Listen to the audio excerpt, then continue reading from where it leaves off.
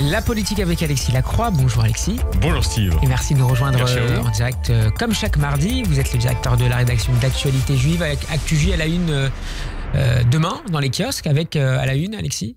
On peut le dire. On va beaucoup parler du Hamas, malheureusement, voyez, et de sa résilience idéologique et de sa radicalité non entamée. Alors on va s'intéresser tout de suite à un autre conflit et à ses résonances et retombées diplomatiques. L'Élysée a annoncé en fin de matinée, Volodymyr Zelensky sera reçu demain à l'Élysée par Emmanuel Macron, une entrevue à la veille du sommet sur la sécurité organisée à Paris. Quel message Alexis cherche à envoyer le président français par cette réception de son homologue ukrainien alors qu'on attend toujours la publication d'un communiqué commun par les Américains et les Russes après leur tractation ces dernières 24 heures à Riyad? Alors c'est un peu la suite de ce que nous avons vécu depuis, on va dire, 3 semaines. Mais en réalité, depuis la réélection de Donald Trump.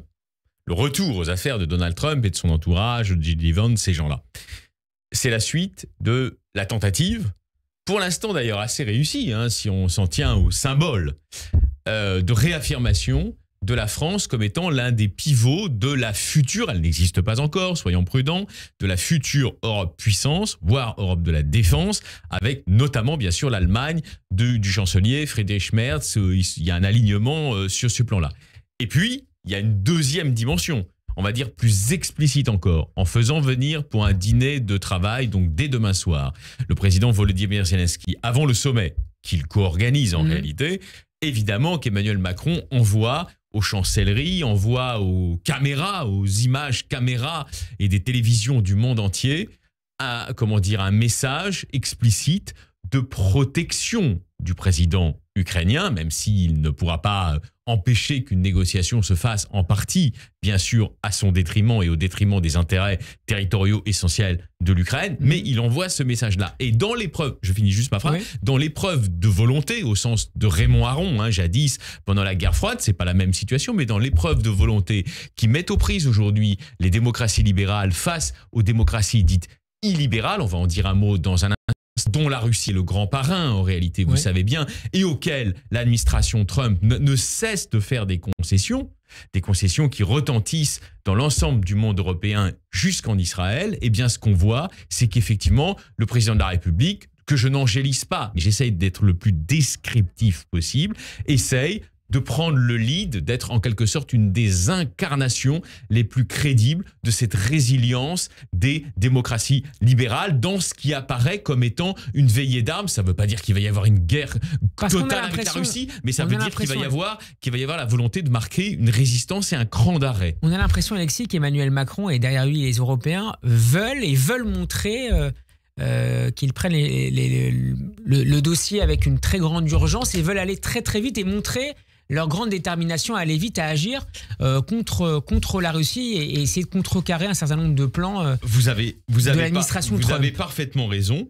On peut dire que, si vous voulez, aujourd'hui, il y a derrière les initiatives pour les caméras, notamment effectivement cette réception anticipée de Volodymyr Zelensky, il y a un plan européen auquel ont travaillé plusieurs chefs d'État. Alors il se trouve qu'on y retrouve évidemment Emmanuel Macron, mais on y retrouve aussi Keir Starmer, le Premier ministre britannique, on y retrouve évidemment Friedrich Merz, et ce plan, c'est celui d'une préférence européenne pour les achats d'armes. On peut dire que les 27 ont fait le choix, il y a quelques jours en fait, de l'achat de matériel militaire défensif made in Europe. C'est même, d'ailleurs, ajoute-t-on, une condition pour avoir droit aux prêts avantageux de la Commission européenne. Le matériel militaire, ajoute-t-on aussi, là je me base, vous voyez, sur une synthèse militaire qui a été publiée, qui est très bonne, doit être fabriqué en Europe à au moins 65% de chaque commande. Même donc, si les Allemands ont commandé il y a quelques jours de nouveaux avions de chasse américains F-35. Vous avez absolument raison, j'allais vous en dire un mot. L'alignement pour l'instant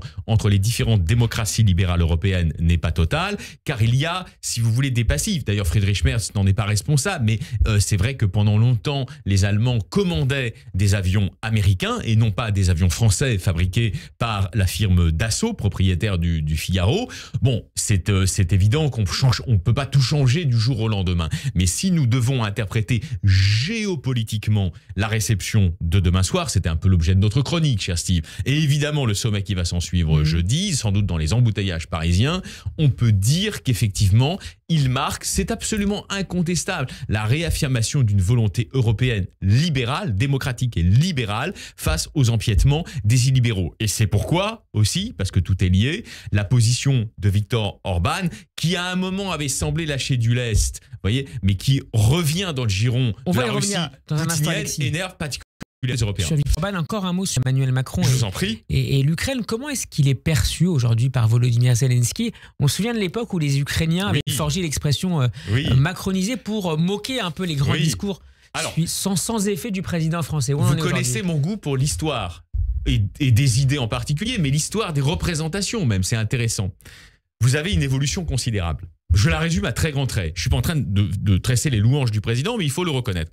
2017, vous vous souvenez, il est élu. Bon, qu'est-ce qu'il fait? Un des premiers gestes, c'est une réception en grande pompe, à Versailles notamment, de Vladimir Poutine. Donc il y avait la volonté, dans une tradition qu'on qualifie souvent chez les diplomates de gaulo-mitterrandienne, de tisser un lien d'affinité avec la Russie. Alors vous me direz, c'était pas le Poutine d'aujourd'hui, évidemment.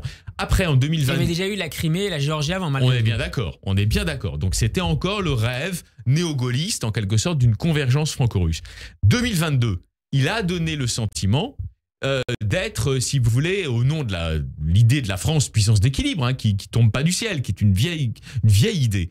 Il a donné le sentiment d'être un peu 50-50. Voyez, et donc Volodymyr Zelensky, c'est ce que vous rapportez, se disait franchement, il pourrait y aller plus franco dans le soutien, je veux dire, à la petite Ukraine assiégée, à la petite nation que l'Ukraine avait le sentiment d'être face aux légions du poutinisme. Et puis il y a une évolution. Je crois, si vous voulez, que le président de la République, pour diverses raisons, il y a les visiteurs du soir, il y a Bernard-Henri Lévy, il y a des personnes comme ça, mais pas seulement. Il y a aussi lui. Je crois qu'il a évolué dans son rapport à ce conflit et qu'aujourd'hui, il est l'un des plus fiables soutiens de la cause ukrainienne. Je rassure nos auditeurs, pas pour faire la guerre à la Russie, mais pour marquer un cran d'arrêt, c'est ce que nous disions tout à l'heure, aux appétits, semble-t-il, insatiables de Moscou sur sa frontière occidentale. Un front européen, Alexis, contre la Russie qui s'effrite néanmoins, qui risque en tout cas de s'effriter, puisque la Hongrie, Viktor Orban, cherche à empêcher de nouvelles sanctions contre Moscou, notamment le gel des 200 milliards d'euros d'actifs gelés. Comment l'Union européenne peut-elle contrecarrer ce veto possible hongrois? Je pense, alors si vous voulez, il y a deux choses. Il y a la question démocratique. Là, je ne peux pas, si vous voulez, préjuger de l'avenir, des développements d'un tel veto. Sachant que la Hongrie, elle siège quand même au cœur de l'Union européenne, c'est pas n'importe quel pays. Et Hongrie qui a souvent reculé à la dernière minute. Vous avez raison. C'est-à-dire que Viktor Orban, en fait, est très ambivalent. Il y a chez lui un côté russe et il y a chez lui un côté américain, c'est-à-dire trumpiste aujourd'hui. Et donc il suffirait que Trump lâche du lest aussi. En conséquence, j'allais dire, il reviendrait à de meilleures dispositions. Et puis, il y a une deuxième dimension qui est plus politique, ou voire, j'aime bien le mot emprunté à Antonio Gramsci, on ne se fait pas, métapolitique. C'est-à-dire comment cette épreuve de volonté que les démocraties libérales européennes, face aux illibéraux, veulent mener à son terme, comment celle-ci peut embarquer, comme on dit aujourd'hui en franglais, progressivement, un certain nombre de puissances qui sont 50-50, si vous voulez, c'est-à-dire qui sont hésitantes, qui sont ambivalentes, qui sont mi-figue, mi-raisin, c'est-à-dire à mi-chemin du libéralisme et de l'illibéralisme. Typiquement, la Hongrie. Voyez. Et donc, effectivement, je pense que ça, si on résume, ça va dépendre du rapport de force. C'est-à-dire, est-ce que autour d'Emmanuel Macron, de Keir Starmer, de Friedrich Merz, naturellement, mais potentiellement aussi de Giorgia Meloni, est-ce qu'il va y avoir un noyau carolingien qui va progressivement se réaffirmer face à la Russie poutinienne, avec évidemment les budgets militaires qui vont avec, on va voir ça dans les 2 années qui viennent, auquel cas, si vous voulez, un cavalier seul, entre guillemets, comme Budapest, aura vocation à se rallier d'une manière ou d'une autre à la majorité européenne, en réalité. Bon, ils sont en Europe, ils ne sont pas en Amérique. Ou est-ce qu'ils ne vont pas y arriver ? Vous voyez, je crois que c'est ça la vraie question. Si métapolitiquement, il y a la formation qui est souhaitée de cette Europe puissance ou Europe de la défense, c'est la même chose en réalité, je crois qu'à terme, effectivement, elle entraînera dans son sillage d'adhésion un certain nombre de pays qui jusqu'ici regardent la scène en comptant les points. voyez. Et pour terminer, de ce point de vue-là, Ouais. il faudra suivre de très près le contenu du communiqué commun qui va C'est être publié clair. dans les prochaines heures entre Américains et Russes. C'est clair. Je Ça donnera je le pense là. qu'il y a une double scène. On le dira jamais assez. Il y a l'axe américano-russe qui s'est formé. C'est comme ça. Bon, voilà. Je vous dis pas que c'est l'axe du mal à 100%. Il faut toujours être pas schématique dans les analyses.